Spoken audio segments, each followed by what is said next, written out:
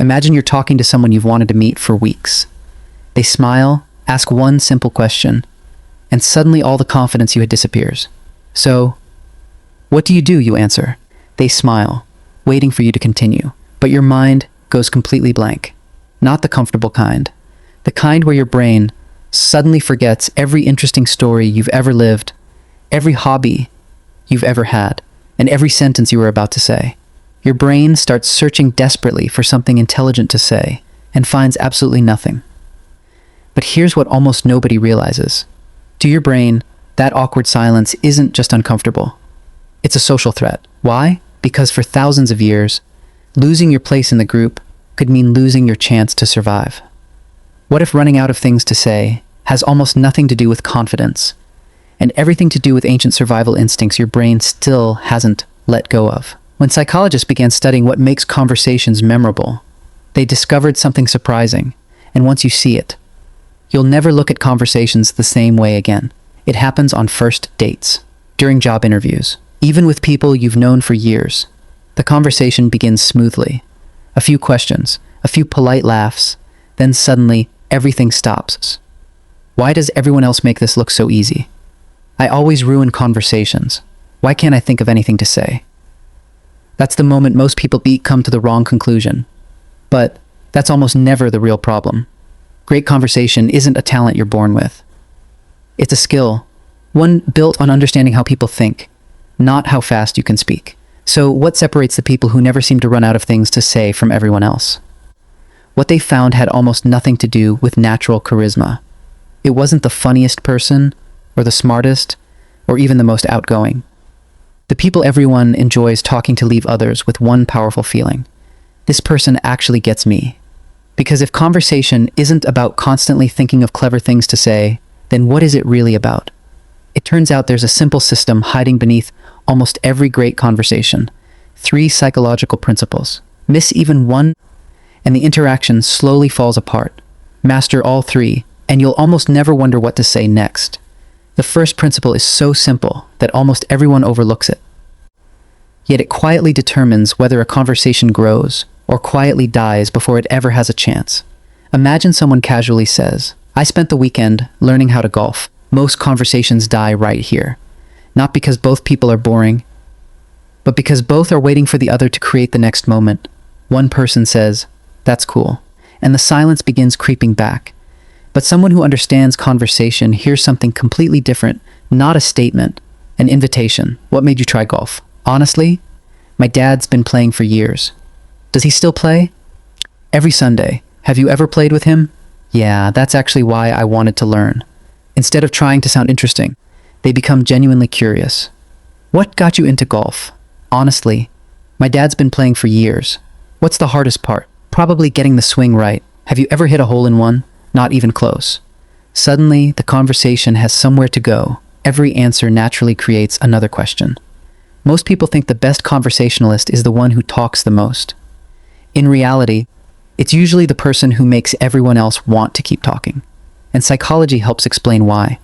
Research suggests that talking about ourselves activates reward-related areas of the brain, which helps explain why people enjoy conversations where they feel genuinely heard. You're not trying to impress them. You're giving them a reason to open up. But asking better questions is only half the equation. Because there's another mistake almost everyone makes, and they don't even realize they're doing it. While someone else is speaking, most people aren't really listening, they're preparing. Preparing the next joke, the next opinion, the next story they'll tell as soon as there's a pause. Which means they miss the most valuable part of the conversation. A tiny change in someone's voice, a passing comment about growing up overseas, a quick mention of a hobby they almost forgot to bring up. Those little moments are conversational gold. If you're actually paying attention, the other person starts handing you endless material without realizing it. They've already handed you the next direction the conversation can take. That's why the best listeners rarely seem to run out of things to say. They're not inventing conversation, they're discovering it. The other person feels understood. Not because you said something brilliant, but because, for a few minutes, they felt like someone was genuinely interested in who they are, and that's far rarer than most people realize. Which brings us to the final piece of the puzzle. The moment when conversation stops feeling like something you have to manage, and starts happening naturally. Think about the people who became your closest friends. Chances are, it wasn't because they were the funniest person in the room, or because they always knew exactly what to say. It was because, at some point, you realized, we're alike. Maybe you grew up in similar neighborhoods. Maybe you shared the same strange hobby, whatever it was. The conversation suddenly became effortless. And that's no accident. Our brains are constantly searching for signs that someone is one of us. When we discover shared experiences or values, our brains stop treating the other person like a stranger and start seeing them as part of our group. That's why the right question can completely change the direction of a conversation. One small connection often unlocks 10 more. Suddenly, you're no longer making small talk. You're building a real connection. But here's the mistake most people make. They think every conversation has to be perfect. It doesn't, even if you ask great questions and listen carefully.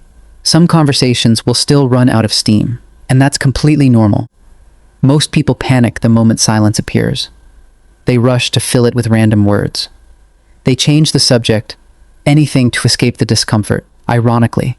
That's usually what makes the conversation feel awkward. The best conversationalists do something different.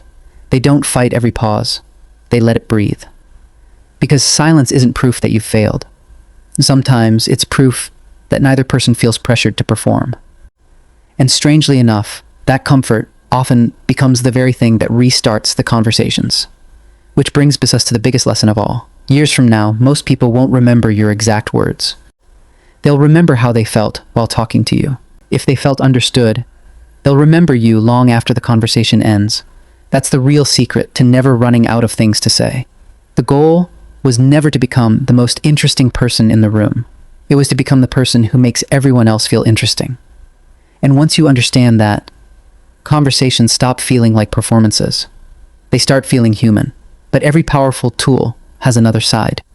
The same psychological principles that build trust can also be used to manipulate it. History is full of people who mastered listening, curiosity, and emotional connection, not to build relationships, but to gain influence.